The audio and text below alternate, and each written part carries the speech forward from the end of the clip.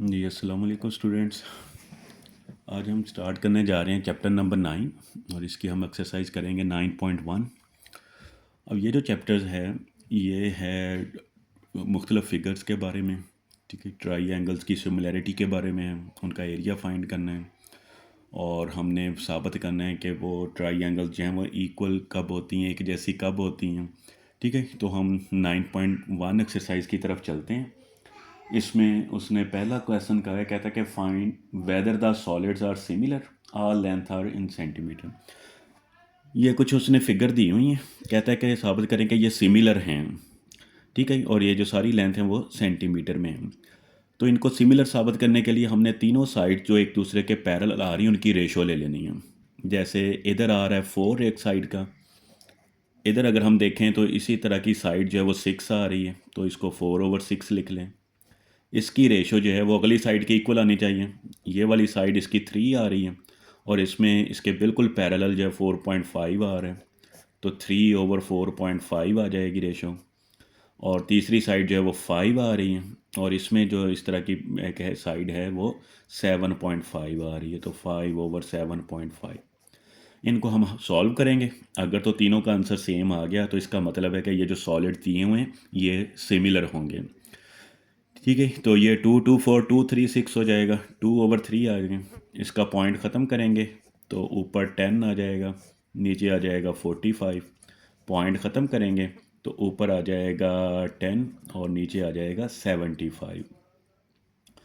तो अब इनको कैंसिल कर लें, 3 और 15 आ जाएगा, फिर 5 3 15 5 2 10। ये 5 और 15, 5 2 10 और 5 3 15। तो 2/3 इज़ इक्वल टू, यहाँ पर भी 2/3 रह गया और इज़ इक्वल टू यहाँ पर भी क्या आ जाएगा 2/3।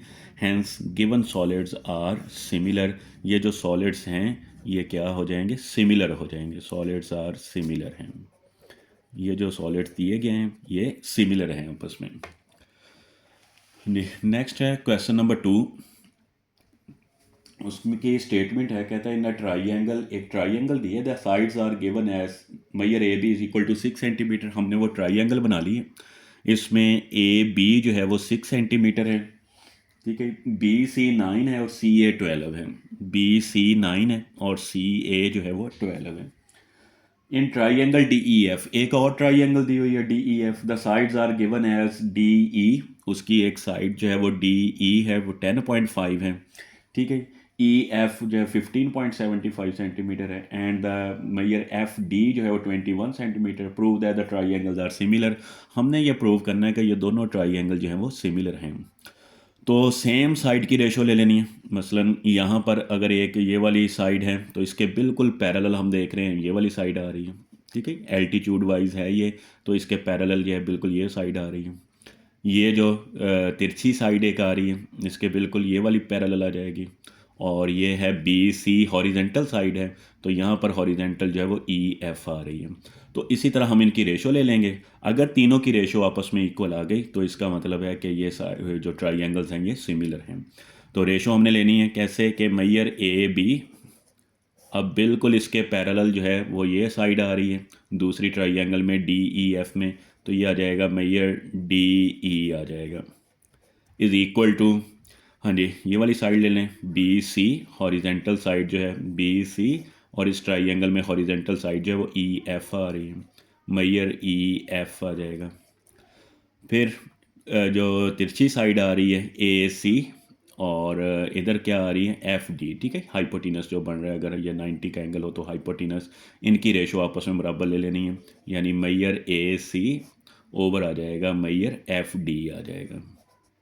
तो अब वैल्यू सबकी हैं, वैल्यूज़ पुट करें, सिंप्लीफाई करेंगे। अगर तो तीनों का आंसर सेम आ गया तो इसका मतलब है both the triangles are similar, दोनों ट्राइंगल सिमिलर होंगी। ए बी जो है वो 6 सेंटीमीटर है, डी ई जो है वो 10.5 है, 10.5 लिखेंगे।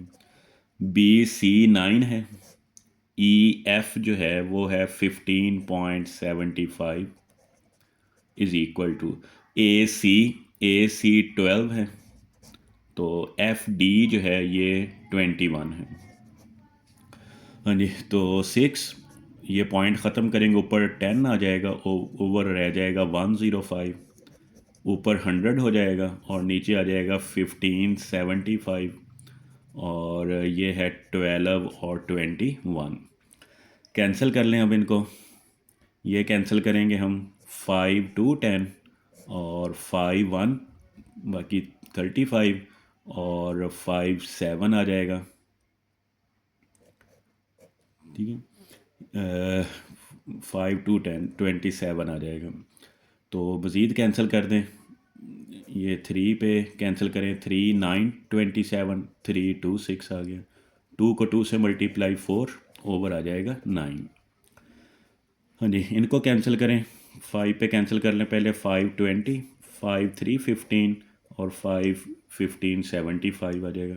फिर 5 पे कैंसिल करें, 5 4 20, 5 6 और फिर आ जाएगा ये 3 5 3 15 9 और 7 आ जाएगा, 5 6 30 आएगा, ठीक है। 15 बन गया तो 5, ठीक है, तो 9 7 आ गया।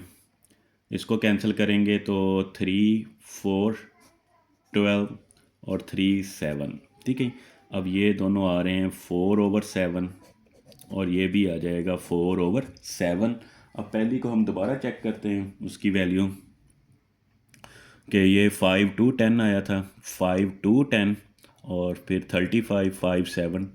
हाँ जी, तो फिर हमने कैंसिल कर लिया, 3 2 6 और 3 9 आ जाएगा। इसको अभी चेक करते हैं। हाँ जी, 5 2 10 पूरा आ गया था, 5 1 तो यहाँ पर 1 आएगा, ठीक है। तो 3 2 6 और 3 7 21 आ जाएगा, ठीक है। 2 को 2 से मल्टीप्लाई करेंगे 4 और ओवर 7 आ जाएगा, तो ये भी 4/7 आ जाएगा, ठीक है। एक गलती हो रही थी, तो अब ये कैंसिल करके तीनों साइड्स अब सिमिलर आ गई हैं। अब साइड्स अगर सिमिलर हैं तो इसका मतलब है कि ये दोनों ट्राइंगल जो हैं ये सिमिलर होंगे, क्योंकि इनकी रेशो जो है हर साइड की वो सिमिलर आ गई है। इसी तरह का है क्वेश्चन नंबर 3। क्वेश्चन नंबर 3 में जो है उसकी स्टेटमेंट उसने दी है, कहता है कि in the figure triangle ABC और DEF AB साइड दे दी है, ठीक है। AB साइड दी है 12, BC जो है वो 16 सेंटीमीटर है और CA 20 सेंटीमीटर आ गई। तो दूसरी जो ट्राइंगल है उसमें वो कह रहा है कि एक साइड जो है ED 6 सेंटीमीटर है, EF और DE ये दोनों साइड्स हमने फाइंड करनी है। तो दोनों ट्राइंगल्स दी हुई हैं, इनकी हम रेशो लेके, सिमिलर ट्राइंगल्स हैं, तो ये उसने खुद कहा, कहता है गिवन ट्राइंगल्स आर सिमिलर। तो हमने क्या करना है कि इन दोनों की लेंथ मालूम करनी, EF की और DF की। अच्छा, अब देखें कि ये हॉरिजेंटल साइड, ये वर्टिकल साइड लें पहले AB, और इधर जो इसके पैरेलल वर्टिकल साइड आ रही है वो है ED। तो मैयर AB, इसकी रेशो हम लेंगे मैयर ED के साथ, ठीक है। फिर ये जो हॉरिजेंटल साइड आ रही है मैयर BC है, और इधर जो हॉरिजेंटल साइड आ रही है वो है मैयर EF, जो कि हमने फाइंड करनी है। हाँ जी, फिर हाइपोटेनस वाली साइड जो है इधर आ रही है मैयर AC, और इधर जो हाइपोटेनस वाली साइड आ रही है वो आ रही है मैयर ED, इधर आ रही है मैयर ED। ये साइड्स हमने लिख ली हैं, अब वैल्यूज़ पुट कर दें। AB की वैल्यू जो है वो 12 है, तो ओवर ED की वैल्यू जो है वो 6 है।